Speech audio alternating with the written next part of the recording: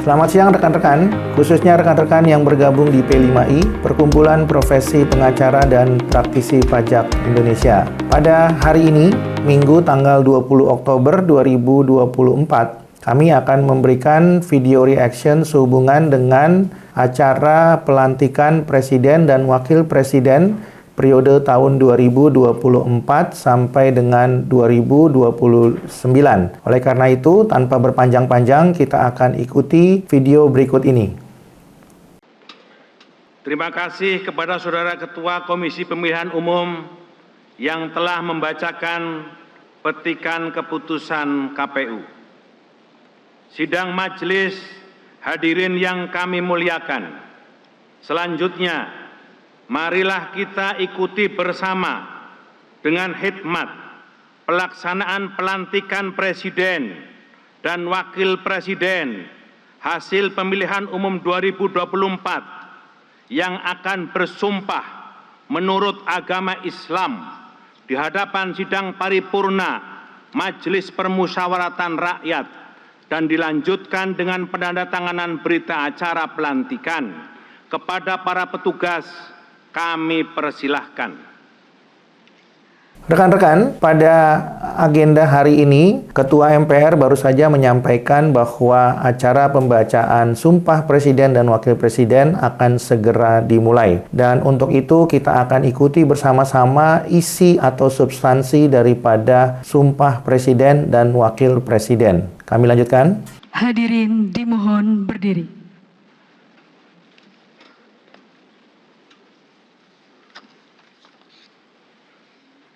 Persiapan pengucapan Sumpah Presiden Republik Indonesia dan Wakil Presiden Republik Indonesia. Presiden terpilih Republik Indonesia dan Wakil Presiden terpilih Republik Indonesia dimohon menuju tempat yang telah ditentukan. Rekan-rekan, dalam beberapa saat, Presiden dan Wakil Presiden akan mengucapkan Sumpah Presiden dan Sumpah Wakil Presiden untuk menjalankan roda pemerintahan 5 tahun ke depan. Perlu kami sampaikan kepada rekan-rekan, terminologi yang digunakan dalam proses pelantikan ini adalah pengucapan sumpah. Sama dengan kalau kita mau sandingkan dengan hukum acara peradilan pajak, maka ketika putusan telah diambil, langkah berikutnya adalah mengucapkan putusan. Oleh karena itu, hukum acaranya mengharuskan majelis hakim di pengadilan pajak untuk mengucapkan putusan. Sehingga dengan demikian para pihak harus diundang dengan agenda sidang pengucapan putusan. Kita lanjutkan video berikut ini.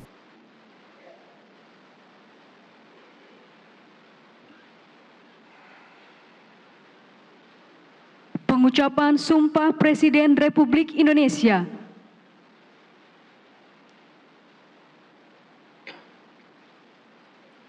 Bismillahirrahmanirrahim.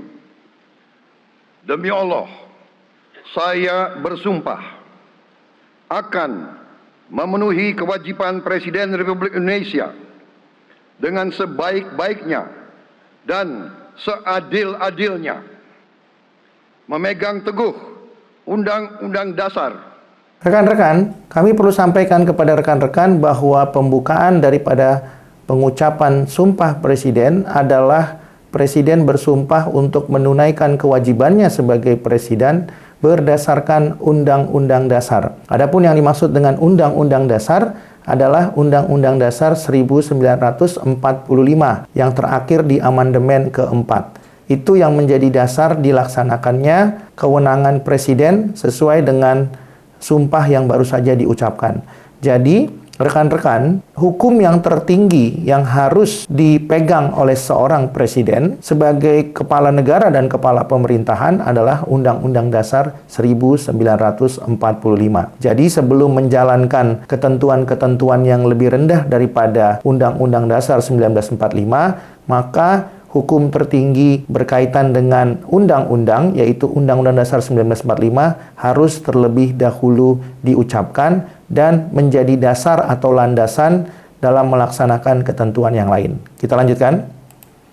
Dan menjalankan segala undang-undang dan peraturannya. Rekan-rekan, yang kedua disebut oleh Presiden terpilih adalah menjalankan undang-undang dan peraturannya.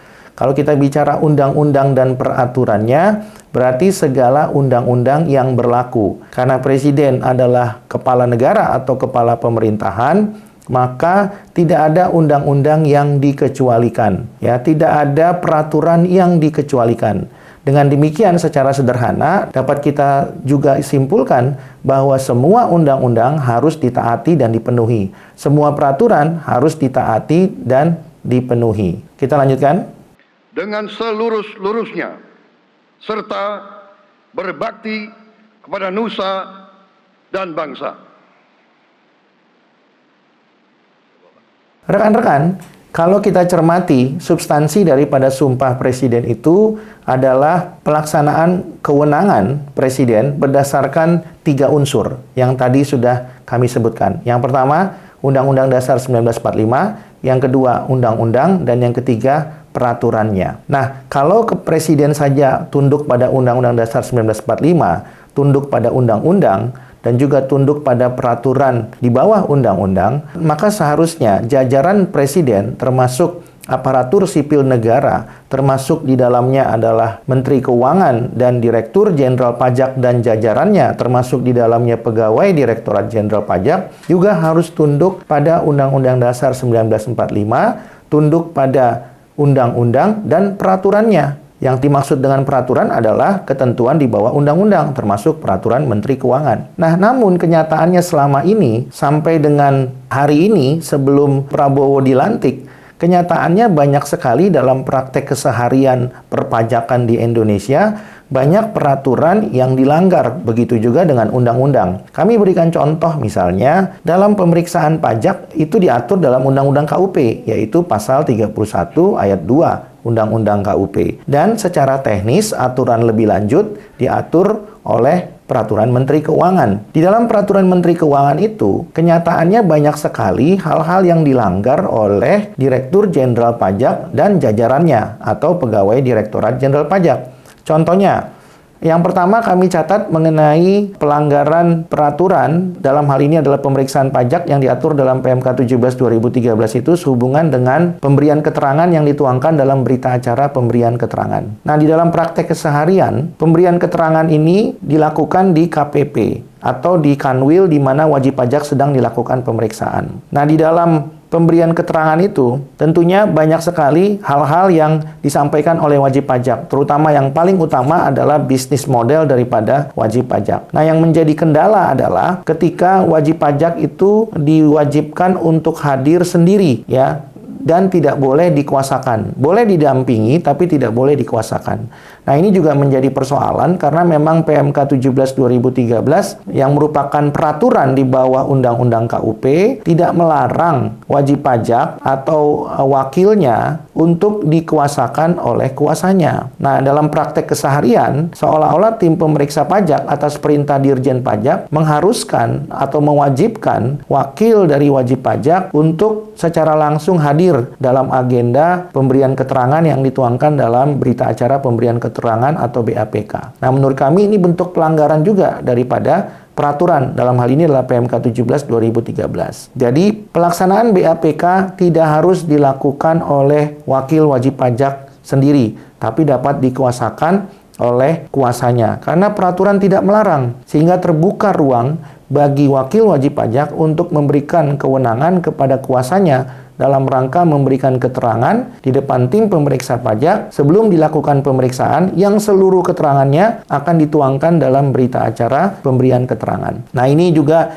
yang tentunya menurut kami selama ini sebelum Presiden Prabowo dan Gibran nanti akan menjalankan tugasnya sebagai Presiden dan Wakil Presiden definitif, tentunya harapannya jajaran Presiden Prabowo dan Gibran akan mengikuti langkah sumpah daripada Presiden dan Wakil Presiden Prabowo Gibran, ya. Sehingga dengan demikian Dirjen Pajak tidak lagi melanggar peraturan. Dalam hal ini adalah peraturan PMK atau peraturan Menteri Keuangan yang jelas tidak melarang wajib pajak dalam rangka memenuhi undangan tim pemeriksa pajak untuk memberikan keterangan yang akan dituangkan dalam berita acara pemberian keterangan diwakili oleh kuasanya. Jadi, wakil wajib pajak dalam hal ini biasanya wajib pajak badan atau wakil perusahaan tidak harus hadir sendiri, tapi dapat diwakilkan oleh kuasanya dengan surat kuasa khusus. Ini yang menjadi perdebatan dan sering dilanggar oleh tim pemeriksa pajak, dan harapan kedepannya tim pemeriksa pajak harus tunduk dan taat kepada peraturan sebagaimana sumpah Presiden dan Wakil Presiden Prabowo Gibran. Nah, itu catatan-catatan kami sehubungan dengan pelanggaran peraturan berkaitan dengan pemeriksaan pajak yang diatur di dalam PMK 17 tahun 2013 yang telah diubah terakhir dengan PMK 18 tahun 2021 yang merupakan amanat atau perintah Undang-Undang KUP. Kami lanjutkan. Pengucapan Sumpah Wakil Presiden Republik Indonesia.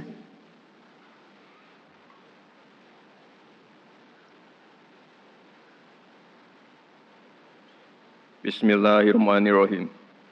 Demi Allah, saya bersumpah akan memenuhi kewajiban Wakil Presiden Republik Indonesia dengan sebaik-baiknya dan seadil-adilnya, memegang teguh Undang-Undang Dasar dan menjalankan segala undang-undang dan peraturannya dengan selurus-lurusnya, serta berbakti kepada nusa dan bangsa. Rekan-rekan, itu juga yang disampaikan oleh Wakil Presiden Gibran sehubungan dengan sumpah yang baru saja diucapkan, yang pada intinya adalah beliau bersumpah untuk menjalankan kewajiban Wakil Presiden dengan sebaik-baiknya dan seadil-adilnya berdasarkan Undang-Undang Dasar, Undang-Undang, dan peraturannya. Kalau kita cermati sama-sama, maka tugas daripada lembaga eksekutif sebenarnya juga memberikan keadilan. Bukan hanya lembaga yudikatif yang memberikan keadilan, tapi lembaga eksekutif juga memberikan keadilan. Nah, untuk dapat memberikan keadilan, maka lembaga eksekutif dan jajarannya, termasuk Direktur Jenderal Pajak dan jajarannya, harus tunduk pada Undang-Undang Dasar dan Undang-Undang serta peraturannya. Jadi harapan kami ke depan, Direktur Jenderal Pajak dan jajarannya jangan suka melanggar peraturan, khususnya kalau berkaitan dengan pemeriksaan pajak, contohnya tadi melanggar peraturan Menteri Keuangan ya, yang merupakan amanat Undang-Undang KUP dengan alasan apapun, apalagi alasannya tidak ada akibat hukumnya atau sanksinya di dalam PMK itu sendiri atau dalam Undang-Undang KUP itu sendiri. Karena kalau itu jawabannya, maka Direktur Jenderal Pajak tidak sepakat dengan sumpah Presiden dan Wakil Presiden dan tidak mengerti bahwa Indonesia adalah negara hukum. Karena kalau kita bicara akibat hukum atau sanksi hukum pasti diatur, tapi tidak selalu diatur dalam PMK atau Undang-Undang KUP, tapi diatur dalam peraturan lain atau undang-undang lain. Contohnya Undang-Undang Administrasi Pemerintahan. Demikian yang dapat kami sampaikan sementara, rekan-rekan. Apabila rekan-rekan mempunyai pertanyaan berkaitan dengan Undang-Undang Dasar, Undang-Undang, dan peraturannya, apabila dikaitkan dengan perpajakan di Indonesia, rekan-rekan dapat menyampaikannya kepada kami. Dan apabila rekan-rekan ingin bertanya seputar undang-undang dan peraturan perpajakan yang berlaku di Indonesia, rekan-rekan juga dapat menyampaikannya kepada kami. Dan apabila rekan-rekan berpendapat video ini bermanfaat bagi rekan-rekan, silakan like, share, and subscribe agar rekan-rekan bisa mendapatkan video yang lebih bermanfaat di masa yang akan datang. Demikian yang dapat kami sampaikan. Terima kasih, selamat siang. Salam merdeka.